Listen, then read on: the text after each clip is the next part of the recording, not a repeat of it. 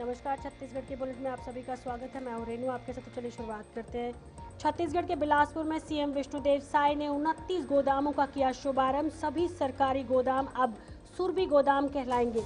गौ सेवा के लिए ट्रेनिंग सेंटर की घोषणा। काऊ, केचर और गो एम्बुलेंस को मिली मंजूरी। 25 एकड़ से नेपियर बरसीम घास की होगी खेती। मुख्यमंत्री विष्णुदेव साय ने भारतीय महिला क्रिकेट टीम की फिजियो आकांक्षा सत्यवंशी को टाटा सियारा कार गिफ्ट किया। सम्मानित कर राजधानी नवा रायपुर में कार्यक्रम का किया गया आयोजन। खेल विकास पर सीएम का विशेष जोर। अरुणा साहब ने कांग्रेस पर साधा जमकर निशाना। गोठान योजना को बताया लूट। अब शुरू हुई गोदाम योजना। हर विकासखंड में बनेगा 10 गोदाम।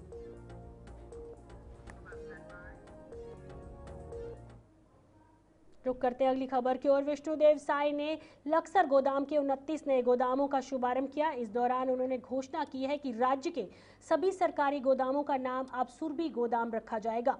कार्यक्रम में परीक्षण भवन के लिए 25 लाख रुपए, काऊ केचर, गो एम्बुलेंस, महाताती सदन, मिनी स्टेडियम और गौरव पंत की भी स्वीकृति दी गई। साथ ही साथ 25 एकड़ भूमि नेपियर और बरसीम घास उगाने की योजना बनाई गई है, जिससे गोदामों के चारे की व्यवस्था मजबूत होगी। गो भक्तों के लिए विशेष ट्रेनिंग सेंटर भी बनाए जाएंगे, जहां पशुपालन और गो सेवा से जुड़े परीक्षण दिए जाएंगे। हम योजना के हमन शुभारंभ करत हन और आज प्रदेश के 29 जगह ये योजना के शुभारंभ होते कि आज ये योजना के हमन शुभारंभ करत हन। तो मैं पूरे प्रदेशवासी मन ला और गो भक्त मन ला भी आज के अवसर में बहुत बहुत बधाई और शुभकामना देता हूं। तो आज के अवसर में ये 25 एकड़ के ये जगह है अभी हमन देख के आए हन।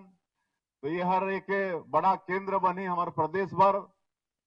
यहाँ भी 19 एकड़ में घास लगे हैं। छत्तीसगढ़ की राजधानी नवा रायपुर में आयोजित एक कार्यक्रम में मुख्यमंत्री विष्णुदेव साय ने भारतीय महिला क्रिकेट टीम की फिजियो आकांक्षा सत्यवंशी को टाटा सियारा कार भेंट कर सम्मानित किया। इस मौके पर मुख्यमंत्री ने कहा है कि राज्य सरकार खेल प्रतिभाओं को आगे बढ़ने के लिए लगातार प्रयास कर रही है। उन्होंने वास्तव में सरगुजा ओलंपिक जैसे आयोजन का जिक्र करते हुए कहा कि इससे दूर दराज के क्षेत्र में युवाओं को खेलों में आने का अवसर मिल रहा है और प्रदेश की प्रतिभाएं निखर रही हैं। प्रदेश की है आकांक्षा, जिनके बदौलत हमारी सभी बहन बेटियां अच्छे से क्रिकेट खेल पाती हैं। तो उनको भी पिछले दिनों छत्तीसगढ़ सरकार के तरफ से सम्मान दिया गया है 10 लाख रुपये का। और आज टाटा मोटर्स वालों को धन्यवाद देना चाहेंगे कि उन्होंने भी उनको आज पुरस्कृत किया है। टाटा नेशनल गैरेज वालों ने टाटा मोटर्स के तरफ से टाटा सियारा गाड़ी गिफ्ट करके बेटी आकांक्षा का उन्होंने सम्मान किया। छत्तीसगढ़ के उप मुख्यमंत्री अरुण साव ने कांग्रेस सरकार की गोठान योजना पर निशाना साधते हुए कहा कि इसमें गौ सेवा नहीं बल्कि पैसे की लूट की नीति थी। उन्होंने कहा है कि अब भाजपा सरकार गोदाम योजना शुरू कर रही है, जिससे सड़कों और शहरों में घूमने वाले गोवंश को सुरक्षित आश्रय मिलेगा। प्रदेश के हर विकासखंड में 10 गोदाम बनाए जाएंगे। कुल 1460 गोदाम स्थापित होंगे। इसमें शेड, फेंसिंग, पानी और बिजली जैसी सुविधाएं होंगी। कांग्रेस पार्टी ने गौठान योजना केवल पब्लिक मनी का, जनता के पैसे को लूटने के लिए वो काम किया था। गौ माता की सेवा, गौ माता का संरक्षण ये उनकी नीयत में ही नहीं था और इसीलिए इतनी बड़ी राशि का अफरा तफरा करके उन्होंने गौठान योजना में अफरा तफरी की। आज हमारी सरकार गौधाम योजना प्रारंभ कर रही है। हर एक विकास खंड में 10-10 गौधाम बनाने की सरकार की योजना है।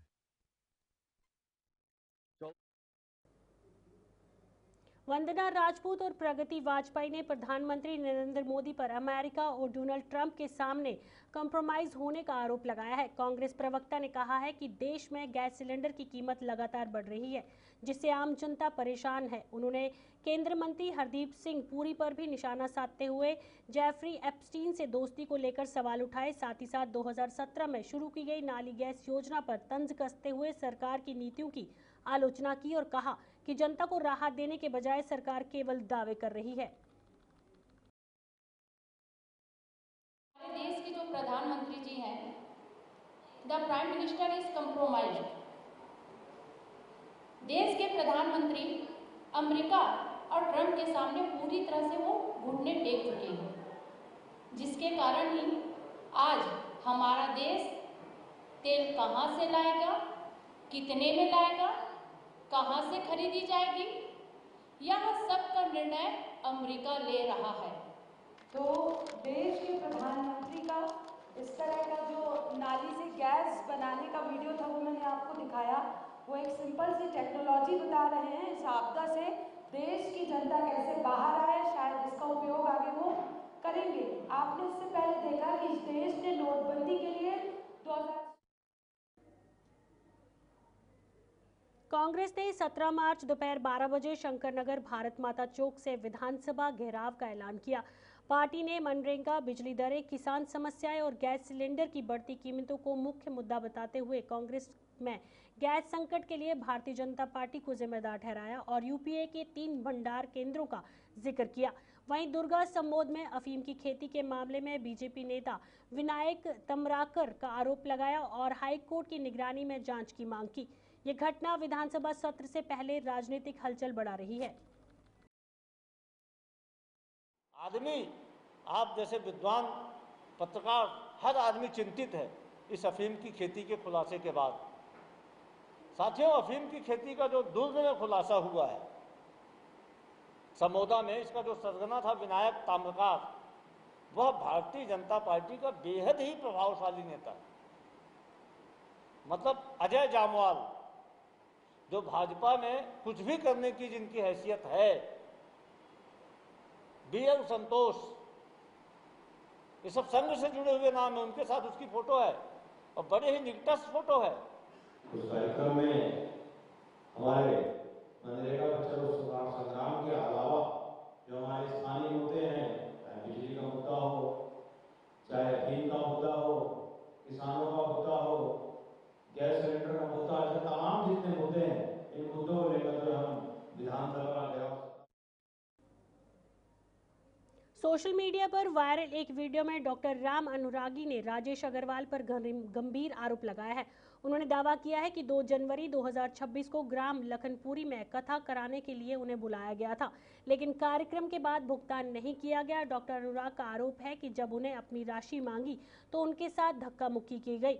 उन्होंने चेतावनी दी है कि यदि उन्हें उनका न्याय नहीं मिला तो वह उत्तर प्रदेश लेजिस्लेटिव असेंबली के गेट 3 पर आत्मदाह करेंगे। वहीं धनंजय सिंह ठाकुर ने इस मामले को लेकर भारतीय जनता पार्टी पर निशाना साधते हुए इसे कथावाचकों के प्रति पार्टी का असली चरित्र बताया है। मीडिया में छत्तीसगढ़ के कथावाचक की वीडियो वायरल हो रहा है। उस वीडियो में कथावाचक डॉक्टर राम अनुरागी जी ने मंत्री राजेश अग्रवाल जी पर गंभीर आरोप लगाते हुए आत्मदाह की चेतावनी दी है। कथावाचक का आरोप है कि मंत्री राजेश अग्रवाल ने 2 जनवरी 2026 को ग्राम लखनपुरी में उनसे कथा पाठ करवाया, पूजा पाठ करवाया, लेकिन जो राशि तय थी, ये राशि राजेश अग्रवाल जी ने उनको नहीं दिया है। और जब वो राजेश अग्रवाल जी के पास ये राशि मांगने जाते हैं, तब उनके साथ धक्का मुक्की। कांग्रेस संचार प्रमुख सुशीलानंद शुक्ला ने विनोद तिवारी की दिल्ली पुलिस द्वारा गिरफ्तारी को भाजपा की अलोकतांत्रिक कार्रवाई बताया। उन्होंने आरोप लगाया है कि विपक्षी नेताओं और कार्यकर्ताओं को डराने धमकाने की कोशिश की जा रही है। शुक्ला ने गोदाम योजना पर भी निशाना साधते हुए कहा कि योजना का लक्ष्य सिर्फ 1460 गोदाम बनाने का था, लेकिन अब तक केवल 29 का उद्घाटन हुआ है और बजट संबंधी स्पष्टता नहीं है। उन्होंने कहा कि कांग्रेस इन मुद्दों पर पूरे सवालों के साथ खड़ी है और जनता के सामने सच्चाई लाने के लिए संघर्ष जारी रहेगा। गोधाम योजना है, यह भारतीय जनता पार्टी की वर्तमान सरकार की अनिर्णय क्षमता का एक उदाहरण है। इन्होंने राजनीतिक विद्वेष के कारण प्रदेश में चल रहे गोठानों को बंद कर दिया था, जिसके कारण इस प्रदेश में लगभग 5 लाख से अधिक गोवंश या तो गायब हो गए या उनकी तस्करी की गई, वे मार दिए गए। अंततः सरकार मजबूर हुई तो पहले उन्होंने कहा कि हम गो अभयारण्य बनाएंगे, उसमें विफल साबित हुए।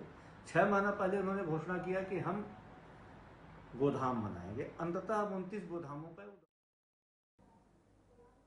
रायपुर में भारतीय युवा कांग्रेस ने प्रेस वार्ता कर अमेरिका भारत ट्रेड डील का विरोध किया। प्रदेश अध्यक्ष आकाश शर्मा ने इसे किसान, युवाओं और MSME के लिए नुकसानदायक बताते हुए केंद्र सरकार पर निशाना साधा। उन्होंने आरोप लगाया है कि इस डील से अमेरिका कंपनियों का दबदबा बढ़ेगा और देश की आर्थिक सार्वभौमिकता का असर पड़ेगा। आकाश शर्मा ने 16 मार्च 2026 को दिल्ली में ऐतिहासिक सांसद घेराव का ऐलान किया, जिसमें छत्तीसगढ़ से हजारों युवा के शामिल होने की बात कही गई।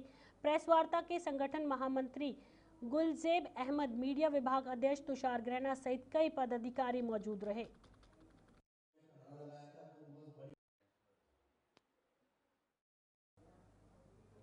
धमतरी के बखारा थाना पुलिस ने रात की गश्त के दौरान मुखबिर की सूचना पर कार्रवाई करते हुए शमशान घाट के पास काटपत्ती जुआ खेलते 8 जुआरियों को गिरफ्तार किया। उनके पास से 9,000 रुपए नकदी, 6 motorcycle, scooty, TVS XL bike और 8 मोबाइल जब्त किए गए। पुलिस ने बताया है कि जिले में SP के निर्देश पर अवैध जुआ और अन्य गैरकानूनी गतिविधियों के खिलाफ सख्त अभियान चलाया गया। गिरफ्तार जुआओं के खिलाफ कानूनी कार्रवाई की जा रही है और ये कार्रवाई पुलिस की लगातार सतर्कता और जनहित में कठोर कदम उठाने की पहल को दर्शाती है।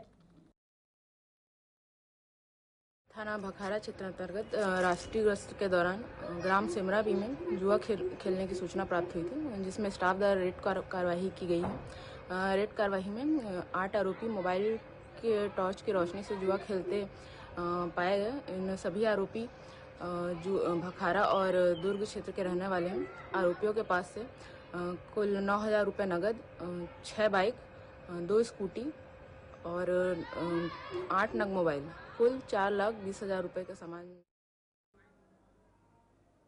DCP वेस्ट रायपुर ने बताया है कि महिला आरोपी ने जेवर ट्राई करने का बहाना बनाकर अपने घर से बाहर निकलने का प्रयास किया और सहेली को बुलाने का बहाना बनाया।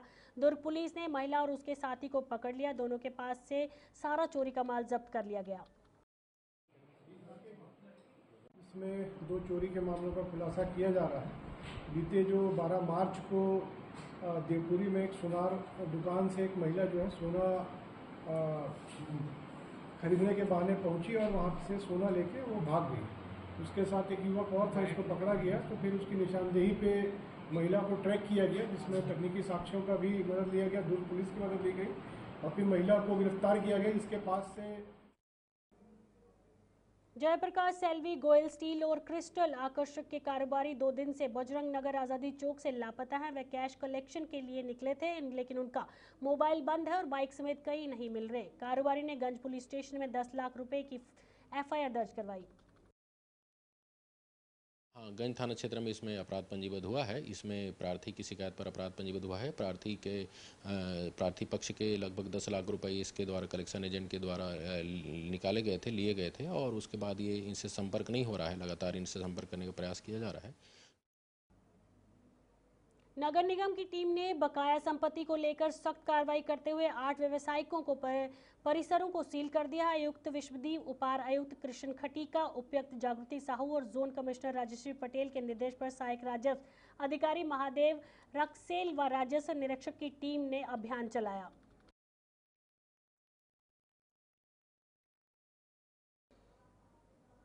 रायपुर स्थित भाजपा प्रदेश कार्यालय कुशभाऊ ठाकरे परिसर में प्रधानमंत्री नरेंद्र मोदी की पश्चिम बंगाल में आयोजित जनसभा का लाइव टेलीकास्ट देखा गया। इस अवसर पर भाजपा प्रदेश अध्यक्ष किरण देव, सहयोग केदार गुप्ता, महामंत्री अकेश सोनी, जिला थे रामेश ठाकुर और महापौर मीनल चौबे सहित बड़ी संख्या में नेता और कार्यकर्ता मौजूद रहे।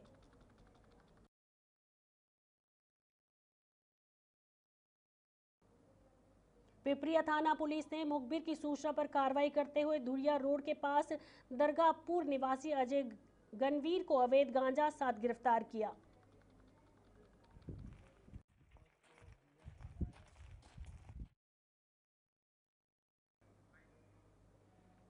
राहुल देव शर्मा ने बताया है कि कानून व्यवस्था को और मजबूत करने के लिए प्रतिबद्धता धाराओं की सुनवाई का अधिकार पुलिस अधिकारियों को दिया गया है। पहले ये सुनवाई राजस्व न्यायालय यानी एसडीएम स्तर पर होती थी।